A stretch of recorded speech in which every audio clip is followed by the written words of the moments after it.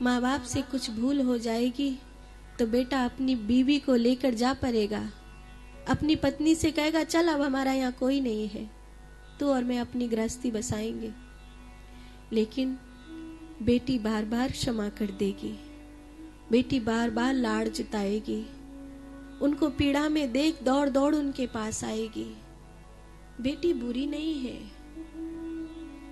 बेटी आज हवाई जहाज उड़ा रही है, बेटी आज अंतरिक्ष में जा रही है, बेटी आज क्या नहीं कर रही है, फिर भी सबको चाह रहती है बेटा होए बेटा होए बेटा होए बेटा होए बेटा होए। बहुत अच्छी बात है, लेकिन उसकी कलाई सूनी रह गई तो क्या ही फायदा।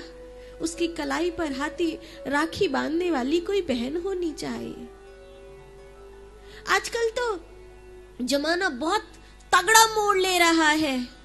दुनिया का सबसे पवित्र बंधन राखी, ये राखी दुनिया का सबसे पवित्र बंधन जो केवल और केवल एक भाई बहन के निमित्त ही युगों युगों से चला आ रहा है। चाहे वो महादेव और लक्ष्मी जी के संबंध में हो, चाहे वो बलि और लक्ष्मी जी के संबंध में हो, या पार्वती और नारायण के संबंध में हो। आजकल तो कई लड़के ये भी कहते हैं रक्षा के लिए ही तो बांधनी है राखी, तो मैं तो मेरी बीवी से बंधवा लूंगा, वही मेरी रक्षा बहुत चाहती है। बीवी से राखी, पत्नी से राखी बंधवाओगे? हाँ, वो भी तो चाहती है मेरी रक्षा करना। फ्रेंडशिप बेल्ट चलती है कि नहीं? जिससे प्यार करते हैं उससे धागा बंधवाते हैं कि नहीं? वो धागा और राखी का धागा बहुत अंतर है। ये सिर्फ और सिर्फ एक बहन का अधिकार है जिसे राखी का धागा कहा जाता है।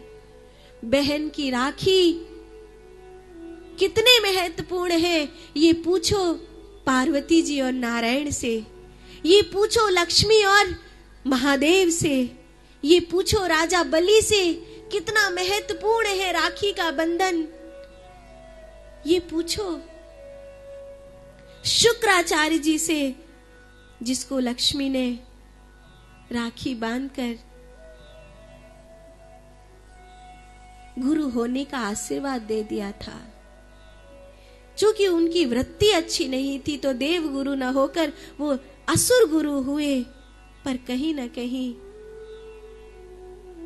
बात तो मेरी बहन ने ही बनाई थी। आपसे फिर हाथ जोड़कर कहूं, ये अवध की भूमि है, आप सब राम जी के प्यारे हो। आपको साक्षी मानकर ईश्वर टीवी चैनल पर जो ये कथा देश दुनिया तक पहुंच रही है, उन सबको यह संदेशा दूं कि सन्यास से डरना छोड़ दीजिए और संकल्प लीजिए कि मैं मेरे सन्यास को निभाकर ही मरूंगा। जब मैं छोटा था तो मैंने ब्रह्मचर्य जीवन को निभाया, मैंने विद्या को प्राप्त करने के लिए संघर्ष किया। जब मैं युवा हो गया तो मैंने गृहस्थ को निभाया, मैंने संतान की प्राप्ति और धन की प्राप्ति के लिए, अपने विकास के लिए, अपने परिवार के विकास के लिए संघर्ष किया। मैं जब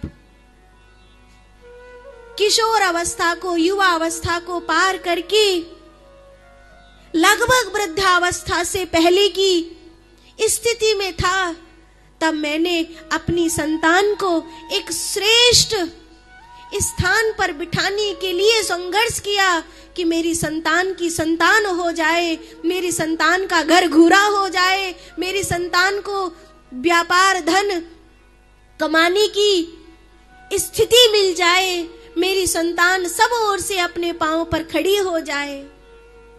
वो दिन मेरे वानप्रस्थ के दिन कहे जाते। मेरी संतान अपने अपने पांव पर खड़ी हो गई, मेरी संतान की संतान हो गई, घर बार सब कुछ सुनिश्चित हो गया। अब क्या? अब क्या? तब ये ख्याल करना, अब एक और नया संघर्ष आपके जीवन में शुरू होता है और उसका नाम है प्रभु प्राप्ति का संघर्ष। जीवन के 25 वर्ष विद्या के लिए संघर्ष किए, जीवन के 25 वर्ष गृहस्थ के लिए संघर्ष किए, जीवन के और 25 वर्ष वानप्रस्थ के लिए संघर्ष किए। मैं आपसे कहती हूँ, जीवन के और 25 वर्ष हैं जिनको परमात्मा के लिए संघर्ष करिए, प्रभु प्राप्ति के लिए संघर्ष करिए। और वो गृहस्थाश्रम, ब्रह्मचर्य आश्रम और उसके बाद जो चौथा आश्रम है वो वृद्धाश्रम नहीं है, वो संन्यास आश्रम है। गुरुओं के पास जाओ, संतों के पास जाओ, मन को शांत कर कर भजन करो, ध्यान करो, गुरुदेव से कहो जी लिया संसार में, अब परमात्मा में जीना सिखा दो।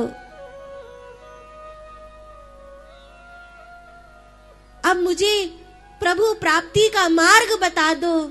फिर ध्यान करो, फिर साधना करो, फिर उपासना करो। और मरने से पहले ये आंख सदा के लिए बंद हो जाए, उससे पहले श्री राधा रानी से कहो, श्री गंगा मैया से कहो, अपने गुरुजी से कहो कि मुझे राम मिला दो, मुझे राम जी से मिला दो। मान लो आप इस जन्म में मुक्त न हुए तो कम से कम मुक्ति की तैयारी तो करते चले जाओगे, इतना तो कम से कम करते चले। मान लो इस स्कूल ने आपको डिग्री न दी पर अगले स्कूल में जाने की योग्यता तो दे दी। मुक्त ना हुए कोई बात नहीं, पर मुक्ति की तैयारी तो हो गई।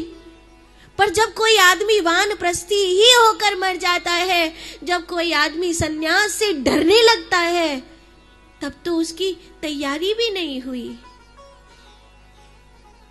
अभी तो उसका एडमिशन ही नहीं हुआ, अभी तो उसने किताब ही उठाकर नहीं देखी, तो कॉलेज की बात कहां से कर रहे हो।